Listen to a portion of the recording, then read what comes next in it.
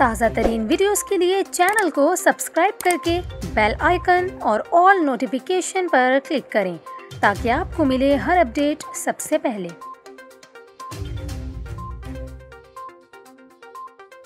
और अभी आपको बताएं, कराची के शहरियों के लिए बड़ी खुशखबरी आ गई। सिंध हुकूमत ने पाक भारत टाकरा बड़ी स्क्रीन पर दिखाने का फैसला कर लिया। एडमिनिस्ट्रेटर कराची मुर्तज़ा वहाब ने शायकीन क्रिकेट को बड़ी स्क्रीन पर पाक भारत क्रिकेट मैच दिखाने के लिए इंतज़ामिया को ज़िला वस्ती के 4 पार्कों में स्क्रीन्स लगाने की हदायत कर दी। एडमिनिस्ट्रेटर कराची मुर्तज़ा वहाब ने एडमिनिस्ट्रेटर बल्दिया वस्ती डॉक्टर सैयद मोहम्मद अली जैदी को अरफा फैमिली पार्क के इफ्तिताह के मौके पर हदायत जारी की कि वो 24 अक्टूबर को दुबई में होने वाले Pak Bharat T20 cricket match को बड़ी स्क्रीन पर दिखाने के इंतजाम करें।